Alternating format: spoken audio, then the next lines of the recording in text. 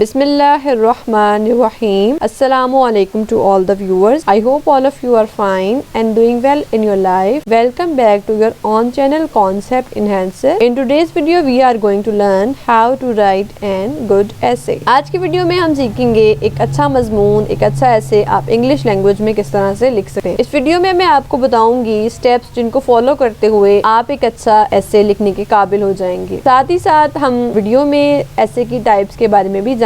Before starting the video, if you are new on this channel, please subscribe it and don't forget to hit the bell icon for latest updates. So let's get started. Let's learn what is the definition of essay. Essay is derived from the French word essayer, which means to attempt or to try. Essay French जुबान essayer से निकला है जिसका मतलब है कोशिश करना। Essay is defined as a short piece of writing that expresses information as well as the writer's opinion. Essay एक ऐसा piece of writing है जिसमें आप बहुत सी information provide करते हैं रीडर को और साथ ही साथ राइटर अपनी ओपिनियन भी देता है इस सर्टेन टॉपिक के ऊपर उसकी अपनी क्या राय है। A famous English essayist Aldous Huxley defined essays as a literary device for saying almost everything about almost anything. Huxley के मुताबिक essay से मुराद किसी भी चीज के बारे में सब कुछ बयान करना है। The Oxford Dictionary describes it as a short piece of writing on a particular subject. Oxford Dictionary के मुताबिक essay से मुराद किसी भी पर्टिकुलर किसी भी खास सब्जेक्ट टॉपिक इशू के ऊपर लिखना है, उसके बारे में कुछ बताना है। So in simple words we can define it as a scholarly work in writing that provides the author's personal argument. सादा अल्फाज में ये हमें बहुत सी important information के साथ साथ एक ऑथर की पर्सनल आर्गुमेंट भी प्रोवाइड करता है। Clear? Let's learn what are the type of essay. First one is expository essay. The writer gives an explanation of an idea, theme or issue to the audience by giving his personal opinion. This essay is presented through examples,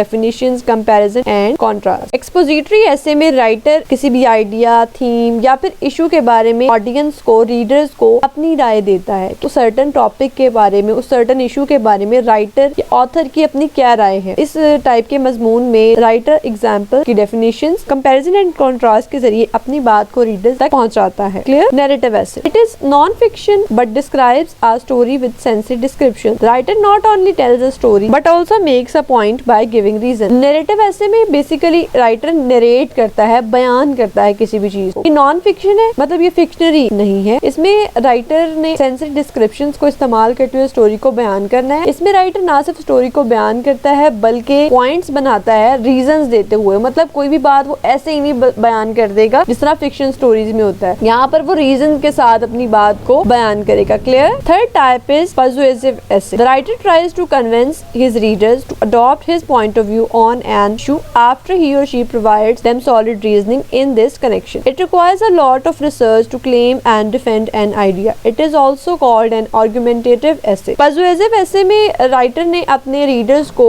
अपने point of view के लिए convince करना है। Issue किसी भी particular topic से relevant writer की अपनी सोच है, राइटर का अपना पॉइंट ऑफ व्यू है और राइटर ने अपने से के जरिए अपने रीडर्स को कन्विंस करना है। और वो किस तरह से कन्विंस कर सकता है? सॉलिड रीजंस के जरिए। कोई भी आपकी बात ऐसे नहीं मानेगा जब तक कि आप उसे सॉलिड रीजनिंग नहीं देंगे। तो राइटर पर्सुएसिव essay में सॉलिड रीजनिंग के थ्रू अपने रीडर्स को कन्विंस करेगा और इसके लिए फिर जाहिर सी बात राइटर को बहुत ज्यादा रिसर्च करने की जरूरत है ताकि वो अपनी बात को दूसरों के सामने प्रूफ के साथ रख सके और दूसरे उसकी बात से इजीली कन्विंस हो जाए। और एक पॉइंट ये भी है कि हर पर्सन की डिफरेंट ओपिनियन है, तो जो वो बात कह रहा है दूसरा उससे इख्तलाफ कर सकता है, तो उसके पास इतनी नॉलेज होनी चाहिए कि वो अपने आइडिया को, अपने पॉइंट ऑफ व्यू को इजीली डिफेंड कर सकते हैं। इसे आर्गुमेंटेटिव essay भी कहते हैं जिसमें आर्ग्यू किया जाता है। Clear? Descriptive essay. This type of essay gives a description about a particular topic or describes the qualities and characteristics of something or a person in detail. It allows artistic freedom and creates images in the mind of readers through the use of the five senses. Descriptive essay में किसी भी particular topic या issue के बारे में describe किया जाता है, उसकी क्वालिटी, उसकी कैरेक्टरिस्टिक्स, वो किसी पर्सन के बारे में भी हो सकती है, किसी चीज के बारे में भी हो सकती है जो आपने डिटेल से रीडर्स को बताना है। में ऑथर के पास कंप्लीटली फ्रीडम होती है कि वो इस तरह से अपने टॉपिक को प्रेजेंट करे कि वो चीज रीडर्स के माइंड में इमेजेस क्रिएट करना शुरू कर दे, वो इमेजेस के थ्रू समझ जाए कि हमारा ऑथर क्या कहना चाह रहा है। Clear? Writing an essay is as simple as sitting down at their computer and beginning to type, but a lot more planning goes into writing an essay successfully. If you have never written an essay before, or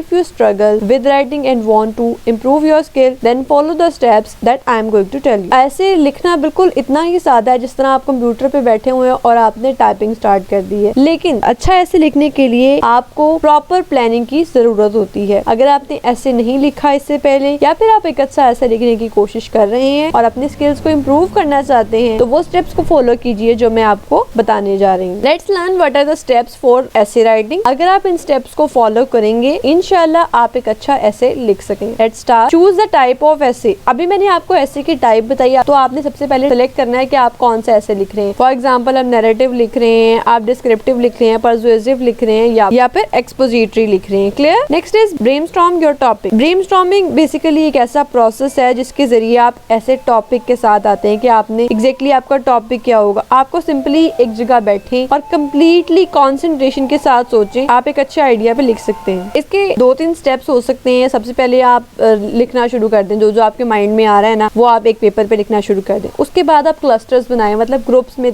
divide करना शुरू कर दें। जो जो topic similar हैं, जो जो मिल रहे हैं, उनको आप एक क्लस्टर में या एक ग्रुप में डालते जाएं। और ब्रेनस्टॉर्मिंग एक ऐसा जरिया है जिसके जरिए आप एक अच्छा टॉपिक लिख सकते हैं, और साथ ही साथ आपके टॉपिक के किस किस चीज से कनेक्शंस है वो भी आपको पता चल जाएंगे। उसके बाद आपने करना ये है कि जो जो आपने टॉपिक सेलेक्ट किए, जो जो ग्रुप आपने सेलेक्ट किए थे, उनको आप एक अच्छा सा रिप्रेजेंटेटिव नेम दे दें। उसके बाद जो आपको लगता है बेस्ट है वो आप चूज करें, लिखना स्टार्ट कर दें। क्लियर? Research the topic. जब आपने ब्रेनस्टॉर्मिंग कर ली है, अपना टॉपिक सेलेक्ट कर ली है, तो आपको कुछ रिसर्च करनी चाहिए ताकि आप एक अच्छा ऐसे लिख सकें। आप लाइब्रेरी जाएं या फिर आप ऑनलाइन सर्च करें इंटरनेट पर, या फिर आपके पास कोई बुक्स हैं उनको आप सर्च करें, ताकि आपके पास जो टॉपिक आपने सेलेक्ट किया उससे रेलेवेंट बहुत सारी इन्फॉर्मेशन आ जाए। और एक इसका आसान हल ये भी है कि आप अपने एक्सपर्ट से, सीनियर से अपने टॉपिक के बारे में सजेशंस ले सकते हैं, जिसके जरिए आप ज्यादा अच्छे से ऐसे लिख सकते हैं। Clear? Next is choose our writing style. आप किस राइटिंग स्टाइल को फॉलो करके अपना ऐसे लिखेंगे, और उसके लिए आपके टीचर भी आपको सजेस्ट कर सकते हैं। या आप कोई पेपर दे रहे हैं तो पेपर में लिखा होगा कि आपने MLA में लिखना है, APA में लिखना है, या फिर शिकागो मैनुअल में लिखना है। क्लियर? Develop a thesis. आपकी थीसिस स्टेटमेंट आपके ऐसे का बहुत अहम पार्ट है। ये बहुत जरूरी है कि आप सिर्फ एक लाइन में ये डिस्क्राइब करें कि आपका ऐसे किस बारे में होगा। आपने जो वो एक लाइन लिखी होगी वो आपको पूरा मुकम्मल तौर पे आपके ऐसे को रिप्रेजेंट कर रही होगी। तो आपने वो लाइन लिखते हुए तमाम पॉइंट को माइंड में रखना है जिसके बारे में आप ऐसे लिख रहे हैं। ये आमतौर पर आपने इंट्रोडक्टरी यानी कि फर्स्ट पैराग्राफ में लिखनी होती है, जिसमें आप इंट्रोड्यूस करवा रहे हैं अपने टॉपिक को। Clear? Next is outline your ऐसे। उसके अगले स्टेप में आपने ऐसे की आउटलाइन बनानी है, वो मैं आपको डिटेल से बताती हूँ कि आपने आउटलाइन किस तरह से ऐसे की बनानी है। नेक्स्ट इज राइट द ऐसे। आपने आउटलाइन बना ली है, अब आपने उस आउटलाइन के मुताबिक ऐसे लिखना शुरू कर देना है, और कोशिश कीजिए जो आपने ऐसे की आउटलाइन बनाई है उसको फॉलो करें, और आपने ऐसे जो है वो क्लियर लिखना है। आपने कोई कॉम्प्लिकेटेड चीजें नहीं यूज करनी। Next is check spelling and grammar. ऐसा होता है कि जब हम लिख रहे होते हैं तो हम ग्रामर का या स्पेलिंग का ध्यान नहीं रख पाते, तो ऐसे लिखने के बाद आप देखें कि आपने स्पेलिंग जो लिखे हैं वो ठीक है, ग्रामर के आपने रूल्स का ख्याल रखा है। Clear? How to make outline. आइए जानते हैं कि आप अपने ऐसे की आउटलाइन किस तरह से बना सकते हैं। Before making outline of an essay you should divide it in the following parts. Essay की आउटलाइन बनाने से पहले आपको इन फॉलोइंग पार्ट्स को अपने